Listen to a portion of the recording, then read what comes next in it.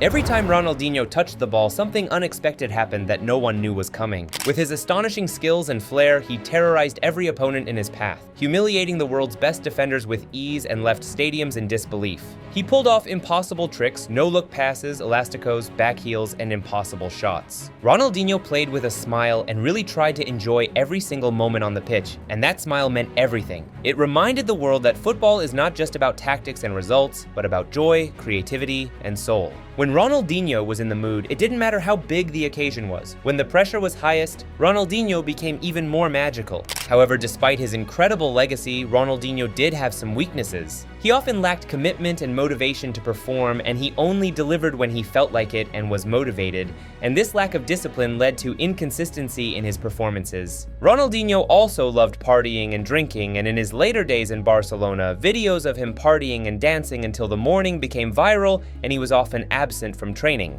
Ronaldinho's physical condition and performances began to decline, which led to him leaving Barcelona at just 28 years old. So how good was Ronaldinho actually? And is he really among the greatest players of all time? Ronaldinho was born in 1980 in Porto Alegre, Brazil. He grew up in a poor neighborhood, and his family didn't have a lot of money, but football was a very important part in his family's life. Ronaldinho's father played amateur football in the local club, and Ronaldinho's older brother was a promising talent who later signed a professional contract with Gremio. When Ronaldinho was only 8 years old, his father died suddenly of a heart attack, an event that deeply affected the family. After this tragic event, football became very important for Ronaldinho because it gave him solace and helped him find happiness. From a very young age, Ronaldinho showed exceptional talent with the ball. He spent countless hours playing futsal and beach football, which helped him develop his close control, ability in tight spaces, creativity and flair. Ronaldinho was just absolutely obsessed with football. Ronaldinho joined Gremio's youth academy as a child, and his extraordinary skills quickly set him apart. He was often the smallest player on the pitch, which earned him the nickname Ronaldinho, meaning Little Ronaldo. Everybody who saw him instantly knew that this kid was special. Just quickly before we continue, I would really appreciate it if you subscribed. At 13 years old, Ronaldinho made it to the newspaper after he helped his team win 23-0, scoring all 23 goals. But Ronaldinho's first breakthrough came when he was 17 years old in the 1997 Under-17 World Cup, where he performed so well that Brazil eventually won the tournament. After this, Gremio decided to promote Ronaldinho to the first team, and despite his young age of 18 years old, he quickly impressed with his technique, creativity, and confidence. The match that really showed the world how talented Ronaldinho was came in a final where he famously humiliated the captain of the Brazil national team, Dunga. He humiliated him with flashy dribbling and skills that he had worked on in training. And in the decisive final match, Ronaldinho scored the only goal of the game, giving Gremio a 1-0 victory and the title. The tournament was Ronaldinho's big breakthrough. He became the tournament's top scorer with 15 goals and was soon called up to the Brazil national team for the 1999 Copa America. 5 days after winning the title with Gremio, he had his national team debut, and with his first ever touch, he lifted the ball over the defender, made it past another, and scored his first goal for Brazil. And together with Ronaldo Nazario, Brazil won the 1999 Copa America. Ronaldinho began to attract attention from Europe, and in 2001, PSG got in touch. And it was soon confirmed that Ronaldinho would move to France to play for PSG. The hype in Paris was gigantic, with newspapers calling him the most promising footballer on the planet. And Ronaldinho's first time at Paris Saint-Germain was both exciting and challenging. Moving from Brazil to France was a big change, and he had to get used to a new country, a new language, and a more tactical and physical style of football. Despite this, he quickly showed his technique, creativity, and joy of playing on the pitch. He scored goals, provided assists, and impressed the fans with his dribbling and tricks. In January, Ronaldinho scored a goal in 4 consecutive games, which helped him get more playing time. However, despite Ronaldinho's initial success with the club, the season was marred by controversy, with PSG manager Luis Fernandez claiming that Ronaldinho was too focused on the Parisian nightlife rather than football, and also complained that his holidays in Brazil never ended at the scheduled time.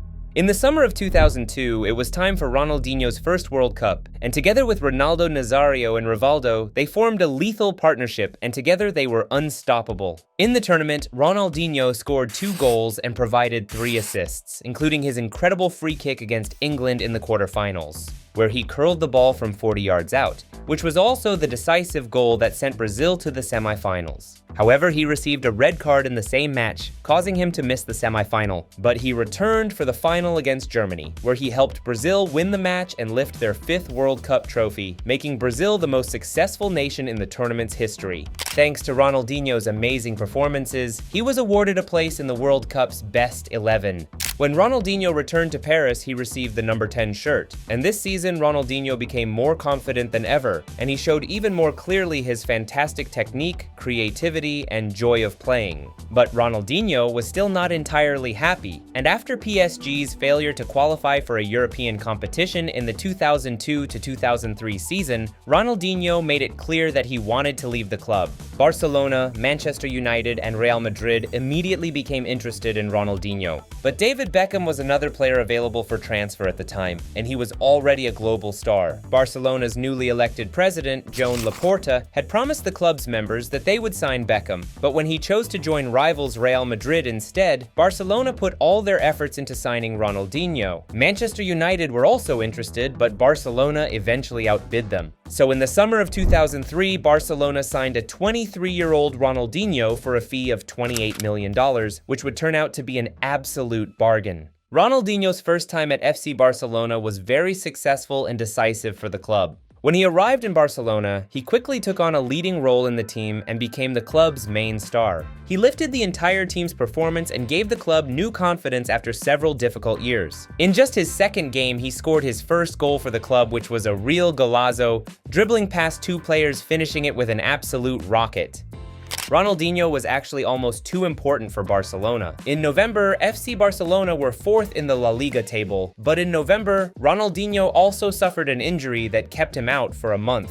During this period, Barcelona dropped to 12th place in the league after going 4 matches without a win. In Ronaldinho's first game back, he scored 1 goal and provided 1 assist against Espanyol, winning the game for Barcelona. And for the rest of the season, Barcelona only lost 1 of their remaining 22 matches and eventually finished 2nd in the table, which meant that Barcelona and Ronaldinho had qualified for the Champions League. In his first season at Barcelona, he recorded a total of 22 goals and 12 assists, and for his performances, he was awarded the 2004 FIFA World Player of the Year. But this was still just the beginning of Ronaldinho's story in Barcelona, because in the following season, Ronaldinho led Barcelona to the La Liga trophy after a dominant season in Spain. He also performed in the Champions League, recording a total of 4 goals and 2 assists, including one of the most memorable goals in Champions League history against Chelsea, where he was surrounded by defenders but still managed to find the back of the net. However, they were eliminated from the tournament in the round of 16. Another memorable moment that season came in May 2005, when Ronaldinho crowned the beginning of Messi's era at Barcelona by assisting the 17-year-old Messi's first ever goal for the club.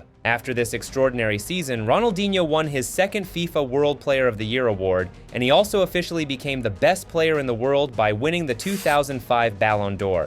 Ronaldinho started the 2005 to 2006 season with one of the greatest El Clasico performances ever, scoring 2 goals. And the performance was so extraordinary that the Real Madrid fans at the Santiago Bernabeu stood up and applauded him, something that had only happened 1 time before with Diego Maradona. Barcelona won their 2nd consecutive La Liga this season with 12 points more than 2nd place Real Madrid.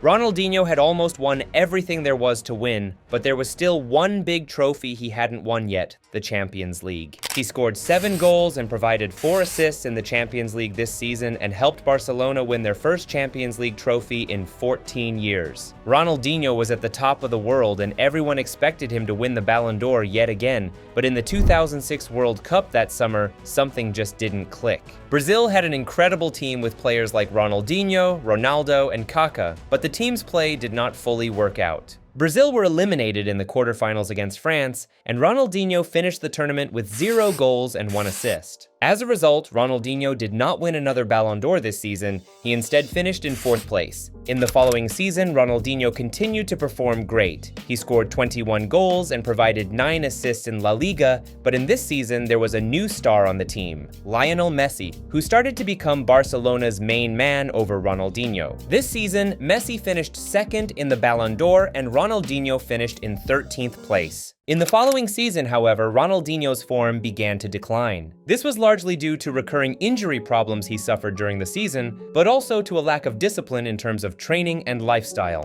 During this period, Ronaldinho drank and partied a lot and often showed up to training drunk. The 2007 to 2008 season was a disappointing one for Barcelona, as they did not win any major trophies. Barcelona wanted a change, and in the summer of 2008, they appointed Pep Guardiola as the new head coach. And one of the first things Pep Guardiola did was to sell Ronaldinho, as he feared that Ronaldinho would become a bad role model for Messi given his lifestyle. Ronaldinho was still just 28 at the time, so age was not a factor. It was his love for the nightlife that cost him his place at Barcelona. But there were still top clubs interested in Ronaldinho, and he decided to join AC Milan. Ronaldinho's time at AC Milan was mixed, but still included periods of success. The 2009 to 2010 season was his best at Milan. He played regularly, scored goals, and provided many assists, becoming one of the team's most important attacking players. He finished the season with 12 goals and 18 assists in Serie A. Toward the end of his time at the club, his playing time decreased again,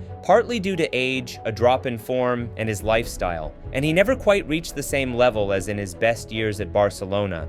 In January 2011, at just 30 years old, Ronaldinho left Europe and returned to Brazil to play for Flamengo. He later played for Atlético Mineiro and finally for Fluminense before retiring from professional football in 2015. Ronaldinho was more than just a footballer. He played with joy, creativity, and a smile that inspired millions of people around the world. From the streets of Brazil to the biggest stadiums in the world, he left a mark that will never be forgotten.